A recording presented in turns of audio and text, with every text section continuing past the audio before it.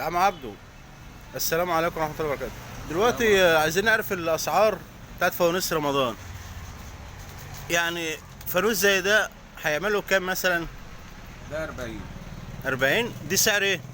ده سعر جملة. جملة. طيب فانوس زي ده برضه يا عم عبدو؟ ده 50. ده 50. طب هنخش على الزينة بس دلوقتي.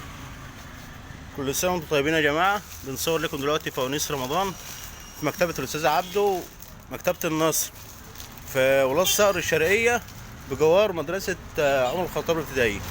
طب الزينة دي يا عم عبدو، زينة بوجي وطمطم، عاملة كام برضه؟ دي 15. طب دي بتتلزق ولا بتتعلق كده ولا ايه؟ بتعلق. طب هنشوف برضه حاجات تانية يا عم عبدو بعد إذنك في المحل.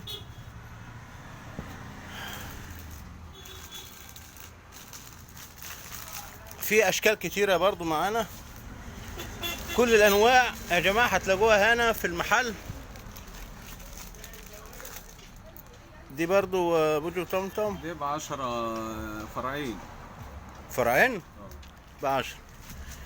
طب حاجة زي دي برضو بعد إذنك. دي زيها برضه. ماشي.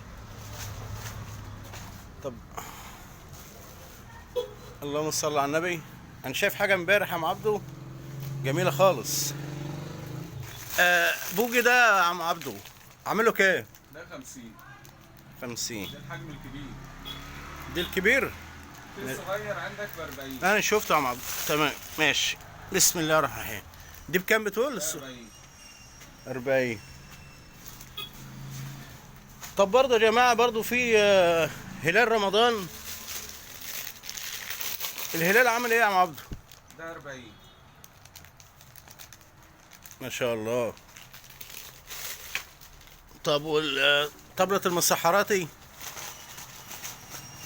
الطبلة 15. ما شاء الله. كل سنة وانتم طيبين يا جماعة. حاجات جميلة قوي واسعار زي الفل. عايزين نشوف الهلال اللي هناك ده يا عم عبده. معلش يعني دقيقة واحدة. ده عامل كام؟ لان ده عاجبني ممكن اخده برضو منك يعني. الهلال ده انا عايز اوصل. ده 60. ده عامل 60 ما شاء الله.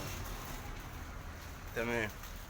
ده يا جماعة كل الشغل اهون هصوره لكم برضو. طب الفوانيس الصغيرة زي دي مثلا يعني زي ده؟ دي 25.